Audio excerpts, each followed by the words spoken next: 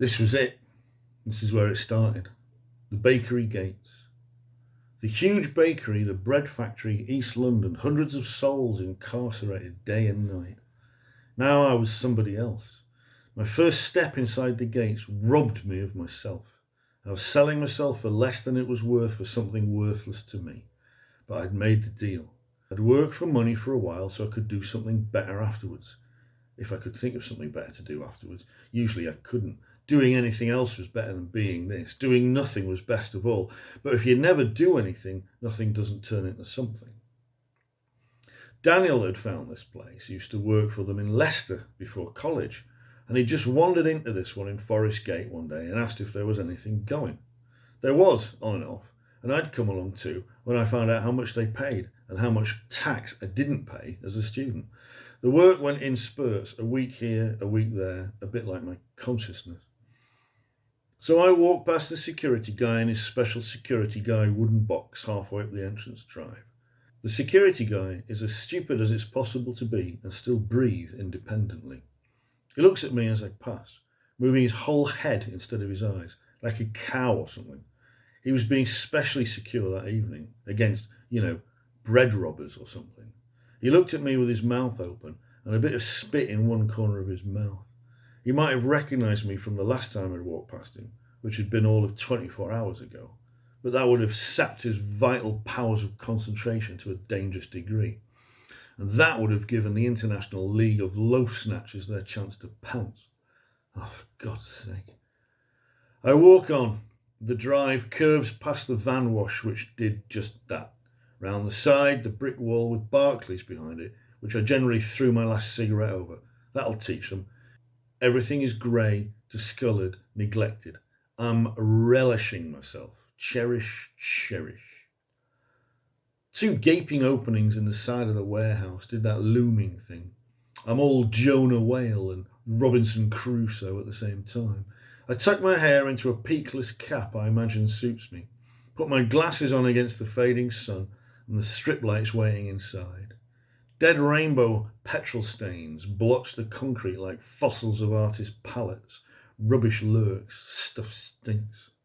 About 60 red and brown box-back vans stand in the shed, parked in 4 rows, 2 rows facing the wall and the middle 2 nose to nose, making 2 avenues, tailgates up so the bread could easily load in the back. I walk down a baboon-arse boulevard, the light and the day closing behind me. Somebody came by on one of the loaders, Ali. Ali was a Pakistani and gay, just to plug any loopholes in anyone's discrimination.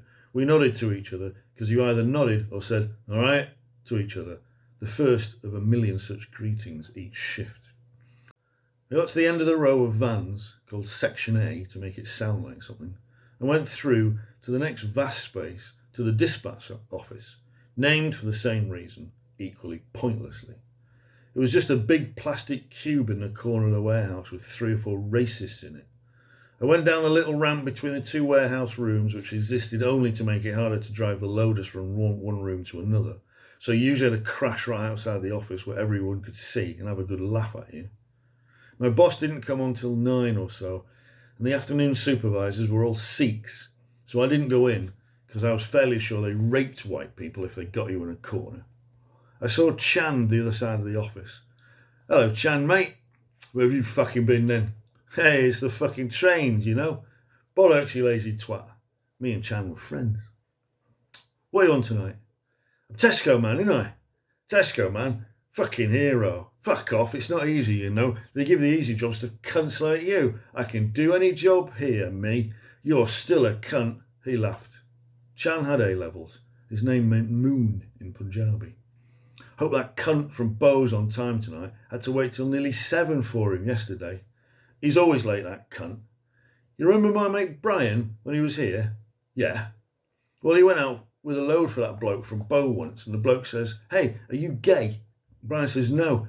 The bloke says, "Yeah, you are." Brian says, "Okay, I am then." And the bloke goes, "Ha, gay boy, gay boy." What a cunt. I don't know. After we'd sworn enough, I wandered off to the other main loading room behind the office where Tesco's was. This room didn't have any vans, just bread. Thousands of bread. Different local shops had different daily orders of ranging from a couple dozen to 500 items. This is where the orders were prepared for loading. The other room was for bigger shops, supermarkets, I suppose, a vanful at a time. I find that so nothing, I can't even finish thinking about how nothing it is. Some of my stacks had been half done by whichever reluctant stankerite had been on the day shift. I found the list and didn't read it because between the lines, I knew it just said, "You loser." All I had to do was match the list to reality, as if I had any idea what reality was. And if I couldn't avoid suicide, homicide or offside for 12 hours, I could go home and then come back again and again. I needed wheels to put under the 10 tray stacks of bread I'd be creating for the glory of humankind tonight. A metal square 2 feet by 3 feet with a wheel at each corner. You tilted the stack and kicked the thing underneath when you got the knack of it. Until then, you just tipped everything all over the floor, the wheels skittled off somewhere else and everybody had a good laugh, etc. There are a few sets left for me, but as usual, the Pakistanis had taken more than their share. So, as usual, I went over and got into an argument with them. I didn't like this bunch of people. They hated everyone else and they were sly liars and looked at me funny. Bayer, the foreman, a skinny new guy, came up and told me I couldn't have any more wheels. How come they all had enough wheels, but I never did, and I was the only white person in the room? He didn't answer that one, which was wiser than me asking it. I was going to end up with maybe 40 stacks of bread, and I had 8 sets of wheels. The Pakistanis did this to me every time. I had Tesco's. I was sick of it. How am I supposed to do my job? Bayer said it was a heavy night. Bayer was a Pakistani. Dennis, the supervisor, came up and told me the same thing. And Dennis is white and therefore much more important. He used to be a corporal. He was okay, but he worried too much about too little. The overhead heating ducts were blasting down on my corner, sweating me up before I'd moved so much as a slice.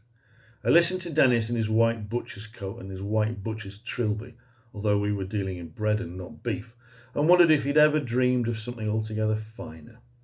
I went back to my own personal circle of hell and rummaged around with the list, trying to work out what Santok, the guy on the day shift, had done. It was only just 8, but Chand was on a break at 9, and I'd have to get it on if I wanted one too. See how it starts? I'd be getting promoted soon.